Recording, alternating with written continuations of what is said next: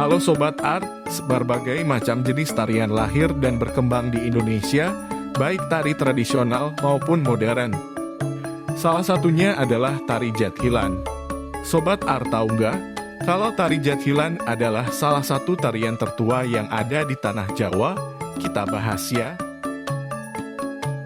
Seni Jathilan merupakan salah satu jenis kesenian yang hidup dan tumbuh serta berkembang pada masyarakat pedesaan. Kesenian Jathilan memiliki sifat mudah dikenal dan memasyarakat, atau lebih akrab disebut sebagai seni kerakyatan. Jathilan sebagai tari kuda-kudaan menampilkan seorang penari yang mengempit anyaman bambu atau kulit yang berbentuk kuda, dengan gerakan menirukan gerak-gerik kuda atau penunggang kuda. Kesenian Jathilan identik dengan kuda sebagai objek sajian.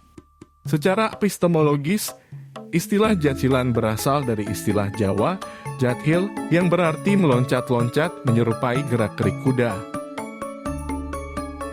Cerita verbal datang dari berbagai versi. Banyak berkembang dari satu generasi ke generasi lain, yang menyebutkan bahwa seni Jathilan ini susia dengan seni reog di Ponorogo. Ada beberapa versi tentang inspirasi lahirnya kesenian Jathilan ini. Cerita Pangeran Diponegoro. Dari cerita dan realita sejarah Pangeran Diponegoro yang saat itu menggunakan kuda sebagai media untuk mencapai daerah satu ke yang lain. Kewibawaan seorang pemimpin perang yang gagah berani terlihat ketika beliau menggunakan kuda untuk melawan musuh. Oleh karena itu, properti kuda tiruan dari bambu atau kuda kepang sebagai bentuk apresiasi dan dukungan rakyat jelata terhadap pasukan berkuda Pangeran Diponegoro. Versi kedua, dari cerita Raden Patah.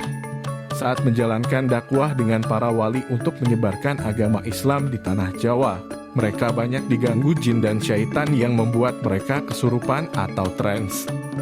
Versi ini cukup masuk akal, di mana banyak sekali pementasan seni Jathilan yang menggunakan tokoh wali sebagai pimpinan dan bertindak menyembuhkan prajurit yang mengalami trans atau dalam bahasa Jawa disebut nadi. Versi ketiga menyebutkan bahwa tarian ini mengisahkan tentang latihan perang yang dipimpin oleh Pangeran Mangkubumi yang kemudian bergelar Sri Sultan Hamengkubuwana I yang bertahta di Kesultanan Yogyakarta untuk menghadapi pasukan Belanda. Dari cerita verbal itulah sampai saat ini, Jathilan masih dianggap sebagai salah satu tarian tertua di tanah Jawa. Setelah ini kita bahas apa lagi ya? Komen di bawah Sobat Arts.